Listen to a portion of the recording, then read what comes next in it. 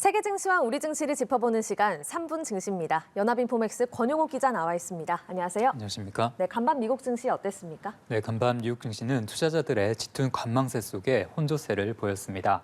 지난 5주간의 강세 흐름을 뒤로하고 쉬어가자는 분위기가 강했는데요. 마감 가격을 살펴보면 다우지수는 전장보다 0.22%, S&P 500 지수는 전장 대비 0.06% 각각 내렸고요. 반대로 나스닥 지수는 0.31% 올랐습니다. 지난주 S&P 500 지수는 지난 2022년 3월 이후 최고치를 경신한 바 있는데요. 하지만 단기간에 빠르게 오른 데 따른 부담과 연말 경제지표 발표를 앞두고 시장은 관망세로 돌아섰습니다.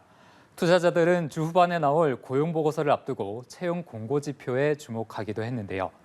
노동부가 발표한 구인 이직 보고서에 따르면 지난 10월 미국 민간 기업들이 사람을 채용하기 위해 내놓은 채용 공고 건수는 873만 건으로 28개월 만에 최저 수준을 나타냈습니다. 사람을 채용하려는 구인 수요가 크게 줄었다는 것으로 뜨거웠던 노동시장이 점차 냉각된다는 것을 보여줬는데요. 이런 노동시장 냉각은 연방준비제도의 추가금리 인상 위험을 낮추는 요인입니다. 시장은 주후반에 나올 비농업 고용지표도 신규 고용 증가세가 줄어 노동시장 둔화를 나타낼 것으로 관측하고 있습니다. 네, 이렇게 고용시장의 열기가 식어간다고 해서 국채금리가 크게 떨어졌다고요?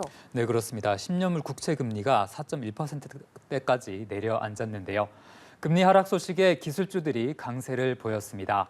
시가총액 1위 종목인 애플의 주가는 2% 이상 오르면서 시가총액이 지난 8월에 이어서 또다시 3조 달러를 넘어섰고요.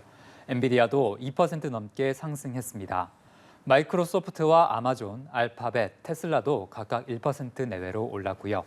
중국 전기차 업체인 니오도 3분기 적자 폭을 줄였다는 소식에 1.5% 뛰었습니다. 네, 이렇게 시장에 긍정적인 소식이 많지만 그래도 너무 낙관해서는 안 된다 이런 지적도 있더라고요. 네, 그렇습니다. 최근 시장의 투자 심리가 너무 지나치게 낙관적이다라는 지적이 나오고 있는데요. 네.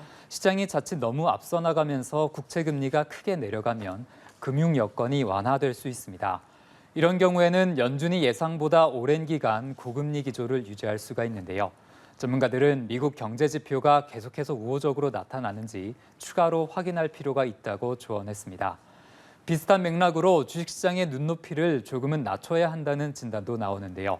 글로벌 투자은행 UBS는 시장이 연준 통화정책과 관련해 좋은 뉴스를 너무 많이 반영하고 있다며 내년 말 S&P 500 지수가 현재 수준에서 크게 높지 않은 4,700선까지 오르는데 그칠 것으로 예상했습니다. 네, 마지막으로 오늘 코스피 전망 짚어주시죠. 네, 어제 코스피는 위축된 투자 심리 속에 1% 가까이 내렸는데요.